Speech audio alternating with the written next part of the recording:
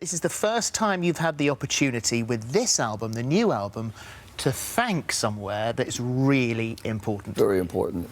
I've always had the idea of doing an album that paid tribute to New York, but this was the year I decided to do it. Because every album I've made since I had that big run of singles, of top 40 singles, when that ended and music changed and they stopped playing my music and they went to Michael Jackson and Lionel Richie and that kind of stuff, I didn't want to stop making records, but I thought, I can't just keep making albums that have 10 love songs to them. So I needed to have an idea to them. So each album always had an idea to it. Like the Showstoppers was Broadway, and the single with the big bands was a tribute to the big bands, and stuff like that. So I always had one idea, was to do an album to pay tribute to my hometown of New York, and this was the year I did it. And it's actually going through, if you look at the track list, it's a tour through the boroughs. I guess you could call it a tour through New York, yeah. You go from Coney Island to Birdland to Uptown, Downtown, Broadway. Yeah, I guess you can. And so how do you think the city shaped you then? Because you were born there, you grew up there. What do you think it gave you?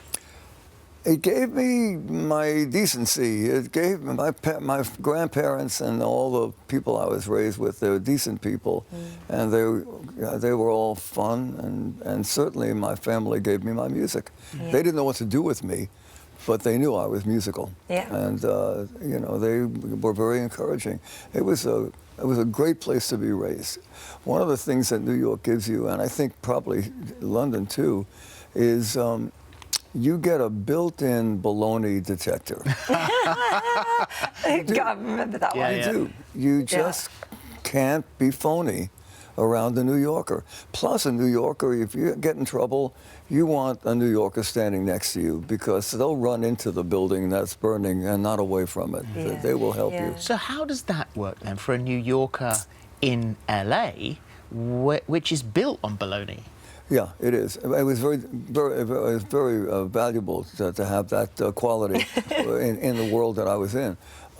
Yeah, but even though I've spent more time in California than I did in New York, I still feel like a New Yorker. When you're born and raised there, I talk fast, I walk fast, I think fast. I got to slow down. I got to slow myself down. And when I get back to New York, I'm home. What do you remember about starting out in the business and what New York meant to you then? It was exciting. For me, starting out was just playing piano for other singers. You know, I never really wanted to be a singer or a performer. It never even dawned on me to do that. I was going to always be in the background. And that I was going to be, if I was lucky, a composer, an arranger, a conductor, any of that. I went to school for that. So singing and performing was like, what? So what changed then? How did that change? It was the year of the singer-songwriter. Yeah. With James Taylor and Carole King and those people. And I made demos of my songs, hoping that other people would sing them. And I got a record deal. I got a record deal as a singer. I called Bet and I said, I think I got a record deal. She said, doing what? I said singing. We should say that you're talking about Bette Midler. Yeah. She said, you don't sing. I said, I know, but they think I do. So I got my first album like that. It was a big surprise for everybody. And yet when you, like the list of people you've just spoken about, and many are still working today, but a lot of the people you work with aren't. And yet you have continued to produce music and albums throughout your career. So what is it about you that has lasted through all those different generations? Do not have an answer to that one. You have to ask the public. I do not know what they see. I'm happy they see it. And you do, I mean, that you say ask the public, and that is something that's almost very unique to you, is that your fans are incredibly dedicated to you, aren't Beyond dedicated. Yeah. And they're fantastic people. I've met them. And I'm going to meet them, you know, I've been meeting them on record signings. I'm doing record signings, you know. There are still record stores here. I know. You know that? We're lucky, we're holding on to them very tightly. Sacred places. Absolutely brimming with fanalos. Yeah. So you said a little while ago, that's it, I am done with the touring. I have had all these years. I can't stand any more room service. I am. So that's it, that's done. I am, yeah, but I'm doing one-nighters. I've always said I don't want to stop. So I'm doing one-nighters, a concert here, a concert there, maybe even coming back here.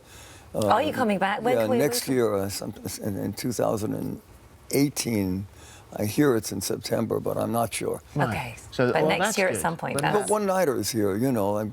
I don't know where we'll probably be at the O2 or something, and then I go back home. Yeah, you see. but you're enjoying that relaxing time at home. It's not even relaxing. It's just getting off the road. It's off the, you know, I've been on the road for so many years, you know that.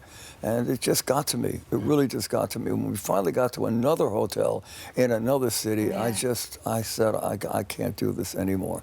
So why, for a New Yorker, you said you walk fast, you talk fast. How come you and Gary ended up in Palm Springs? It's peaceful. Is that what you wanted? I needed peace and quiet. My life was so crazy.